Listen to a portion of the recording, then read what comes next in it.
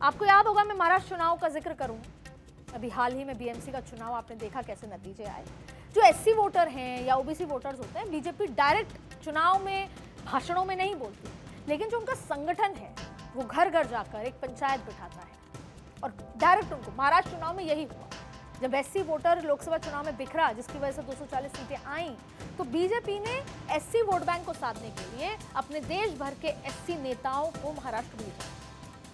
हरियाणा में भी यही हुआ और फिर उनसे पंचायत बैठी, उनसे रात रात भर बातें हुई और फिर उनका झुकाव और उनका वोट बीजेपी की तरफ आया।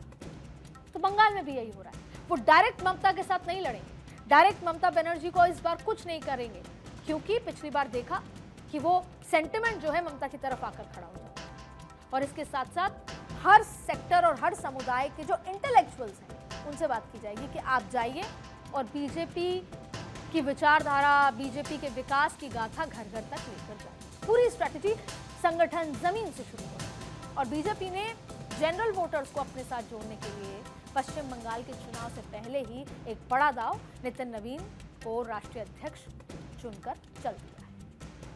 जाति के इस फैक्टर का असर पश्चिम बंगाल में चुनाव के नतीजे में भी नजर आता है। और पिछले विधानसभा चुनाव की बात करें तो सबसे ज्यादा संख्या वाली सवर्ण बाहुल्य सीटों में, जिसमें 102 पर टीएमसी जीती थी, तो बीजेपी के खाते में 26 सवर्ण बाहुल्य सीटें आई थी। फिर आता है दलित बाहुल्य सीट का नंबर, जहां बीजेपी ने टीएमसी को सबसे बड़ा झटका दिया। अब वैसे तो टीएमसी 44 जीती थी सीटें और बीजेपी 36, लेकिन दीदी के लिए सबसे बड़ी चिंता यही है, कब 36 के आंकड़े और बढ़ जाएं और बीजेपी दीदी को पछाड़ दें।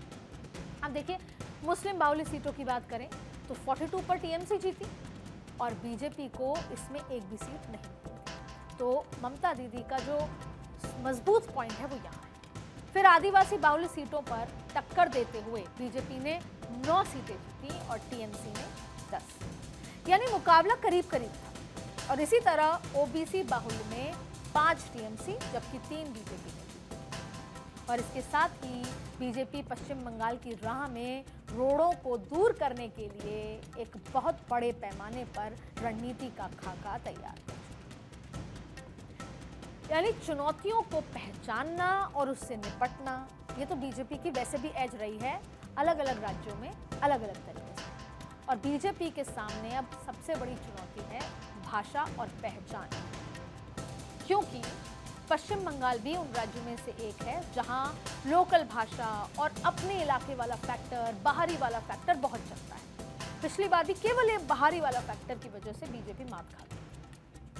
बीजेपी ने पिछली बार इसकी काट निकालने के लिए टीएमसी के कुछ चेहरों को अपने साथ मिलाया था, लेकिन दल बदलकर आए नेता बीजेपी के लिए ज्यादा फायदा का सौदा नहीं साबित होता। लिहाजा बीजेपी इस बार खुद को भी ग्राउंड पर मजबूत करने की कोशिश करे। दूसरा फैक्टर पश्चिम बंगाल का जो आबादी का समीकरण है, क्योंकि पश्चिम बंगाल में बीजेपी हिंदुत्व के मुद्दे पर चुनाव लड़ी, लेकिन 27% मुसलमान आबादी जो है वो एक बड़ा हिस्सा बीजेपी से दूर भागता रहा है। पश्चिम बंगाल की 43 विधानसभा सीटें ऐसी हैं जहां मुस्लिम निर्णायक भूमिका निभाते हैं, और यही, जैसा मैंने कहा, ममता दीदी की एक एज है। मुर्शिदाबाद, मालदा, उत्तर दिनाजपुर, उत्तर दक्षिण परगना, ये ऐसे इलाके हैं जहां पर मुस्लिम वोटर्स की अच्छी तादाद।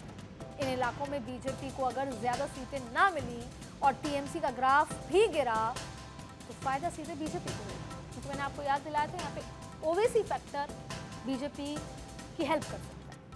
और तीसरा सबसे अहम फैक्टर है बाहरी बनाम बंगाली संस्कृति, क्योंकि बंगाली अपनी संस्कृति को लेकर बहुत सेंसिटिव होते हैं। हिंदुत्व को पसंद करने वाले लोग भी बीजेपी को बाहरी मान लेते हैं। वजह यह है कि बीजेपी का स्थानीय नेतृत्व ही यहां कमजोर साबित हुआ। विधानसभा चुनाव में सारे बड़े नेता पश्चिम बंगाल से बाहर के होते हैं।